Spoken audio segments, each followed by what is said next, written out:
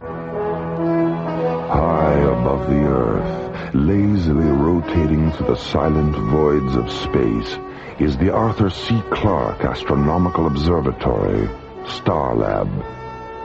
Here, Earth's International Space Authority, ISA, watches over countless uncharted galaxies and the planets that lie within their star-clustered borders.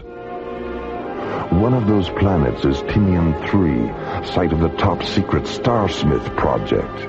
Beyond the atmosphere of Tinian 3, a sudden, unexplainable incident whose momentum will soon carry Starlab Research Director Maura Cassidy, Captains John Graydon and Buddy Griff, and the Starsmith project itself into the unknown territory of alien worlds.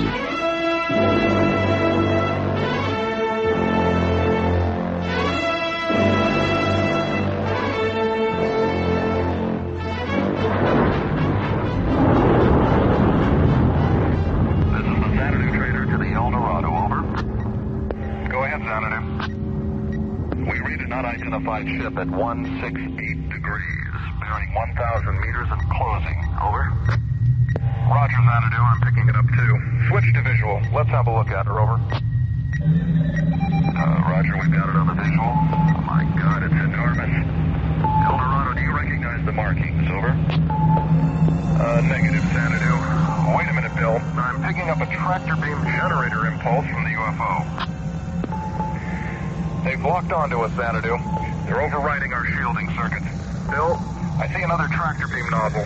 Get out of here. Dive. Xanadu, we're inside the UFO. They're closing the hatch on us. I can see. Starlab Control, this is the Xanadu trainer. We have a condition. Red alert. Repeat. Red alert. Coordinates 595. Do you read? Over. Starlab Control to Xanadu Trader. Starlab Control to Xanadu Trader. There's too much static on this frequency. Switch to sub-channel 4. Roger, Starlab Control, sub-channel 4. How do you read me now? Over. 4 by, loud and clear. Go ahead. We've just been attacked by an unidentified alien vessel. Huge. Twice the size of a Viking-class cruiser. What's your location, Xanadu? We're orbiting in a descent vector over Tinian 3. Triangulator coordinates 5, 9, or 5. Any damage? Negative, but the other freighter is gone. The Eldorado. She was orbiting with us. Destroyed? No, the alien didn't fire a shot. They locked onto the Eldorado with a tractor beam and took her aboard through some kind of recovery hatch. What was the Eldorado's cargo? Same as mine. Classified hardware for the Starsmith project.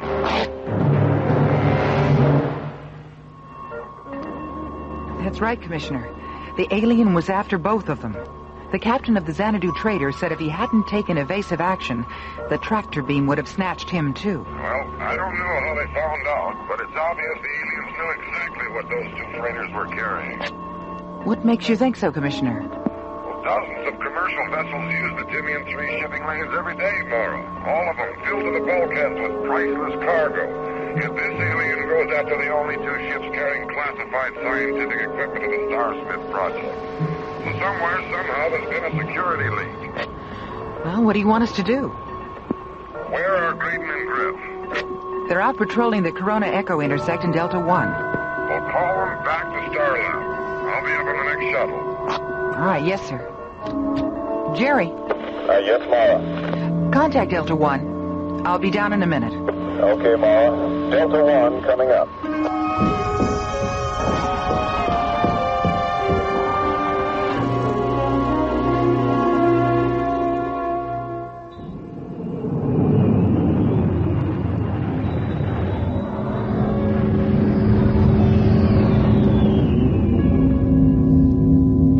Hey, Skipper. Take a look at the echo pattern on G-monitor. The diameter of the Corona Major star cloud is nearly 3 parsecs bigger than it was a year ago. Huh. Well, that's what evolution is all about, buddy. Constant change. Limitless expansion. I wonder what Copernicus and Galileo would have done if they knew just exactly how... Starlab Control to Delta 1. Starlab Control to Delta 1. Delta 1 to Starlab Control. Go ahead, Jerry. Buddy? John, return to Starlab immediately. ISA orders. Wow, Skipper, talk about evolution. It sounds like Jerry's turned into the sweetheart of Sigma 5. I heard that. Very funny, buddy. But the joke will be on you if you're not here when Commissioner White arrives. Oh, the Commissioner White? Star of stage, screen, and telescan monitor? John, what's wrong with Buddy? Too much nitrous oxide in his oxygen? Too much stargazing, Maura. I finally got to a likely story. What's the problem, Maura? Why is the Commissioner coming up? ISA thinks there's been a security leak at the Starsmith project on Timian 3. That's all I know. The Starsmith project. All right, Maura. We're on our way. Delta 1 out. A huge alien spacecraft hijacks a freighter in the shipping lanes over Timian 3. A second freighter barely escapes. The cargo of both vessels? Classified scientific equipment for the Starsmith project. A secret ISA installation on Timian 3. A lonely, Earth-like planetoid orbiting at the threshold of alien worlds.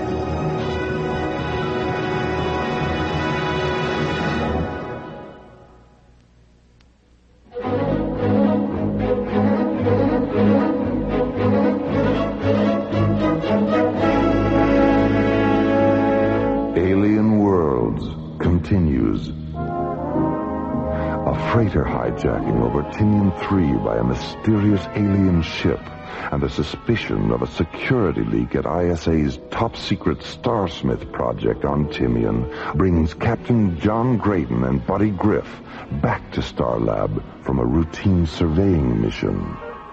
I never heard of the Starsmith project, Maura. What is it? Search me, buddy. Well, I don't mind if I do. John, I think we'd better depressurize Buddy's libido before it's too late. Saved from a fate worse than death.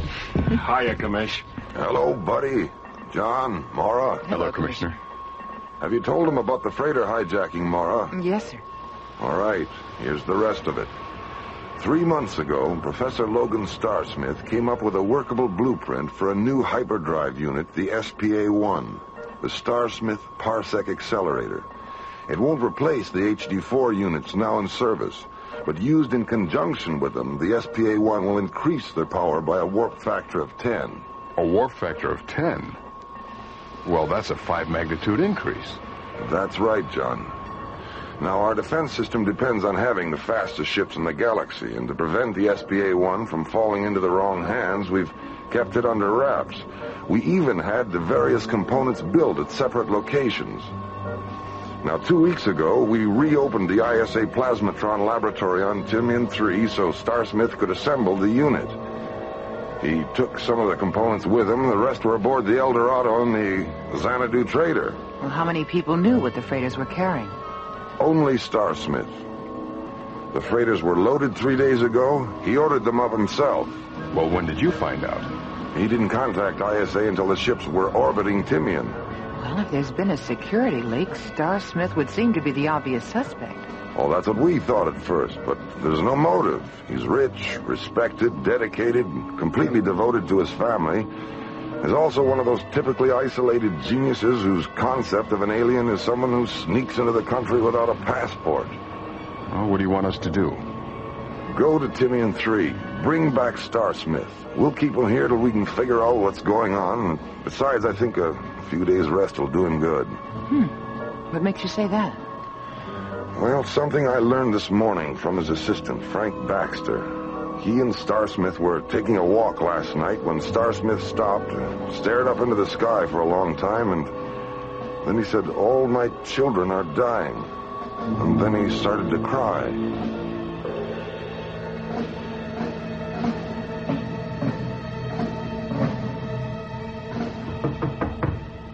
Professor Starsmith, it's Frank.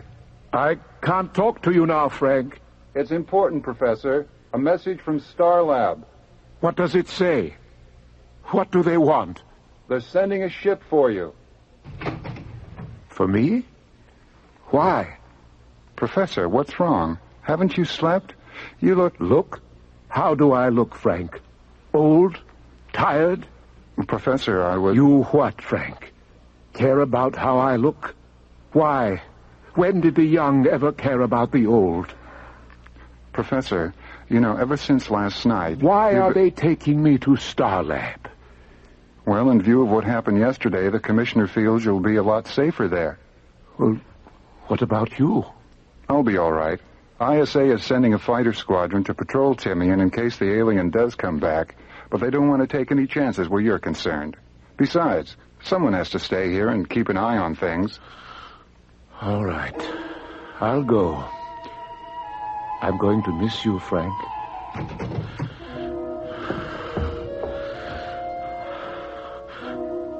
Are you still here? Yes, Logan.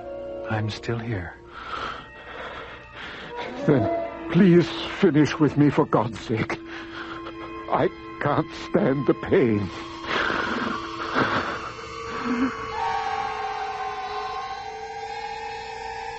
An alien voice in the dark, a sudden swirl of shimmering golden rainbows, then silence, as Professor Logan Starsmith is drawn into the sunless void between board Delta 1. John Graydon and Buddy Griff are crossing another void, the space between Starlab and Timian 3, a distance normally measured in days, about to be compressed into one measured in minutes.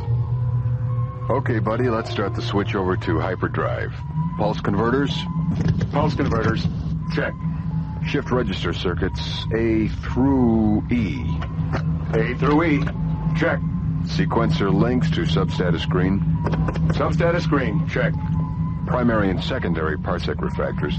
Parsec refractors are in phase. All right. Synchronize timers for a -15 interface. And hold on to your hat. Timers are set and counting. Hat is firmly gripped. Check. Oh, if only Werner von Braun could see us now. Who knows, buddy? Someday if we stay in hyperdrive long enough, maybe he will. We're through. There's Timian. You all right, Skipper? Yeah, fine. How about you? Okay. Except that now I'm 3 days late for my date with that cute little Mycroft technician. 3 days late? Yeah. We were supposed to go out the day after tomorrow. Right. Roger, Delta 1. Stay aboard.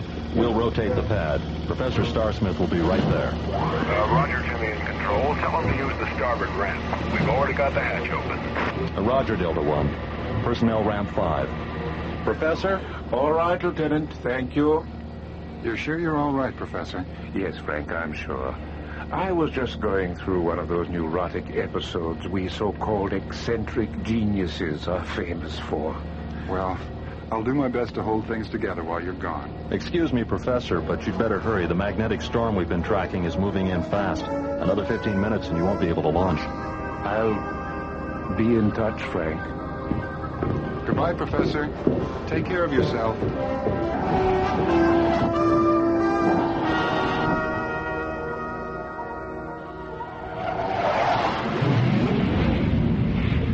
Buddy, go back and sit with the professor during warp through. I can handle the switch over. You know, I still can't believe that the guy who came up with the most fantastic parsec accelerator of all time has never been through parsec acceleration himself. Yeah. I think men like him hide out in their private mathematical worlds because they're afraid of what their discoveries might lead to. Look at Einstein. He presented his atomic chain reaction theories to the government and was kept in the dark about the bomb until it was finished. You know, it would be great if the professor had a really nifty daughter. Any reason in particular, aside from the obvious ones? Mm-hmm. We'd never get tired of each other. As long as the professor was there to keep shuffling time around, it would always be love at first sight. Buddy, please see about making the professor comfortable. Right, Skip.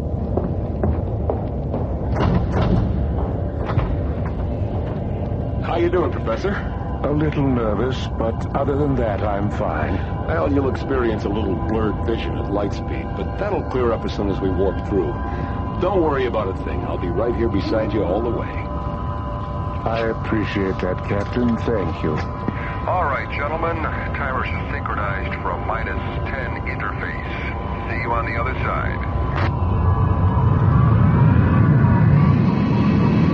Here we go.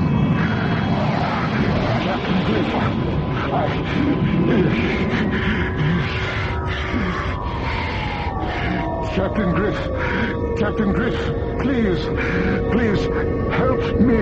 Oh, my God, Professor. Skipper, something's happening to the professor. Buddy, what's wrong? Oh, my God, he's shriveling up. He's dehydrating. I can see his cheekbones. Rainbows. Golden rainbows are spilling out of his eyes. As Buddy Griff looks on, helpless, Professor Logan Starsmith undergoes a strange and terrifying metamorphosis. An unexplainable transformation that slowly reveals he is neither terrestrial nor humanoid, but is instead an inhabitant of alien worlds.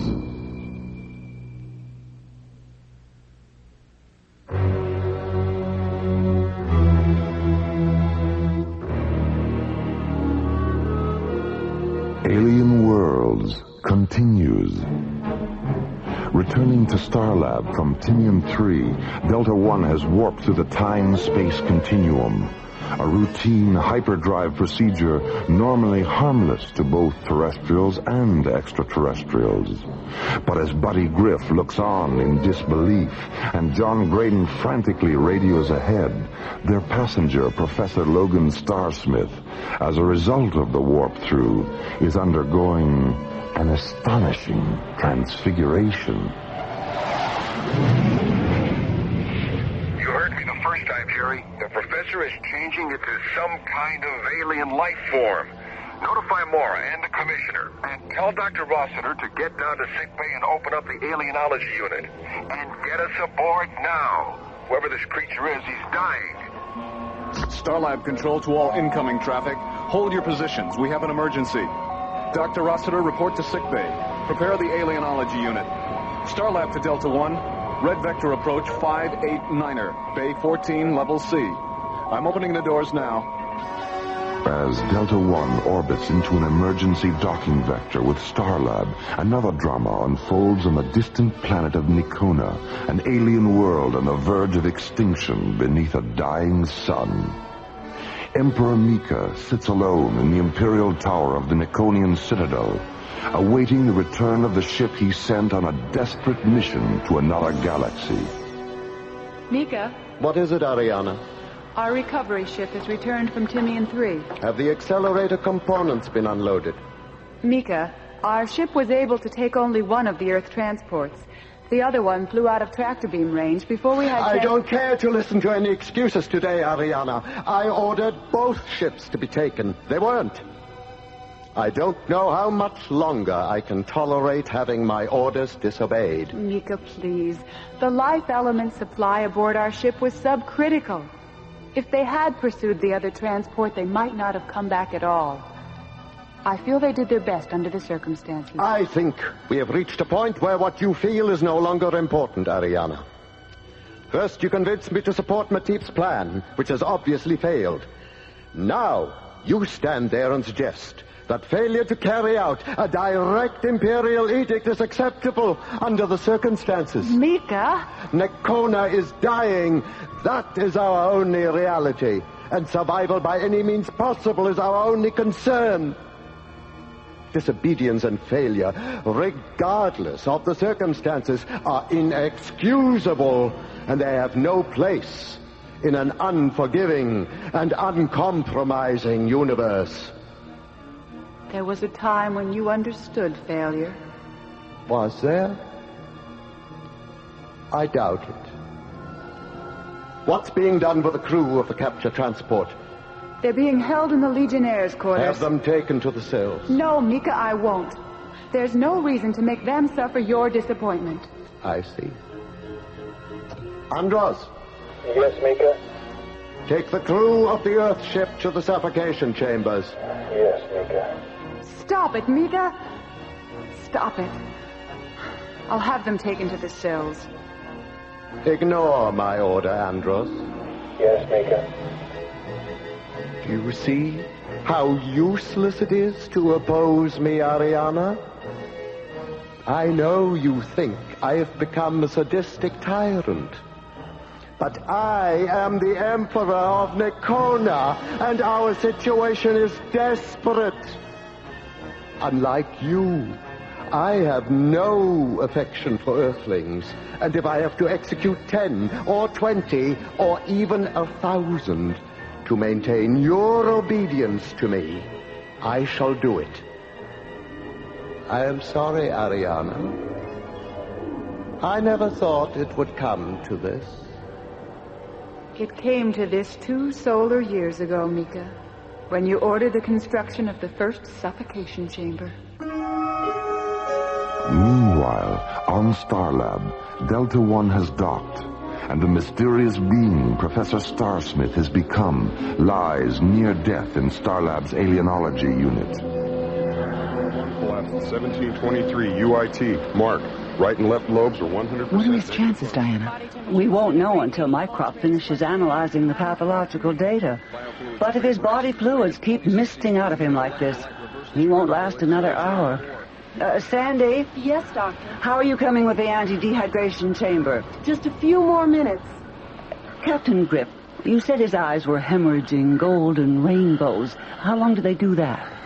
Well, it all happened so fast. 15, 20 seconds, maybe. Were his eyes transparent before the hemorrhage or after? Before. His eyes changed, and then the rainbows just spilled out. What is it, Diana? You have that look on your face. The eye phenomena. I've read about it before. Captain Graydon, did you witness any part of the reversal process? No, I didn't. By the time I got to the passenger deck, Professor Starsmith was gone, and this alien was there, strapped in next to Buddy. Diana, why does he still have one human hand? His bioenergy discharged too fast during the reversal to neutralize all the exterior synthetic tissue. It'll disappear if we can get him stabilized. If? Diana, we've got to. He's the only one who knows where Professor Starsmith is and what this whole incident is all about. The chamber's ready, Doctor. Thank you, Sandy. Oh, Sandy, see what you can find in the Alien Medicine Bank on ophthalmic hemorrhage reaction. I'll call you from the display terminal. Let's get him into the chamber. Maura, if you'll just open the main chamber. Children, Siata, Ut, Omitas, Matibsa. I'll miss you, Frank. Linguistics, it's Dr. Cassidy. I want 2 Omnivox technicians and a portable phonetics decoder in the alienology unit immediately. Riata, Forma, Anissa. Thank you, Captain Griff. Buddy, he's talking to you. Why me? You were the last life form he saw before the transformation. I don't know what to say to him. Dr. Rossiter, Sandy, the alien is an inhabitant of the Nikonian Empire. Nikona, of course. Sandy, is the pathological data ready? It just came off. I'm on my way down with it. Matibsa, I'll miss you, Captain Griff. Diana, he's not breathing. Do something. Oh, I'm sorry, Maura. He's gone. I'm going to miss you, Frank.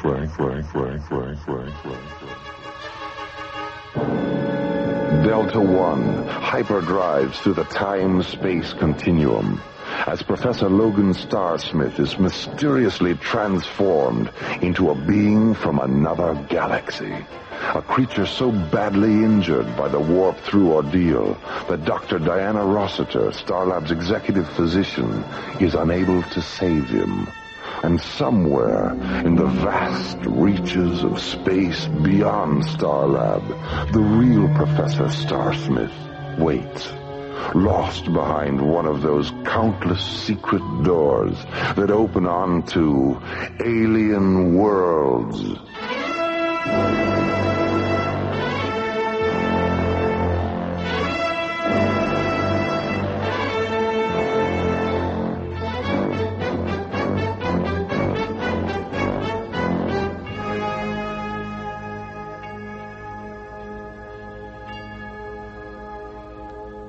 The Starsmith project was based on a story by Ellen Pellicero and written by Ellen Pellicero, Ron Thompson, and Lee Hansen. Associate producer Jeff Allen. Music director Tom Rounds. Engineer Stu Jacobs. Assistant to the producer Laurie Tyler. Technical consultant Peter Sky. Alien Worlds was created, produced, and directed by Lee Hansen and is distributed by Watermark Incorporated. And so, until next time, this is Roger Dressler, inviting you to join us for the conclusion of the Starsmith project on Alien Worlds.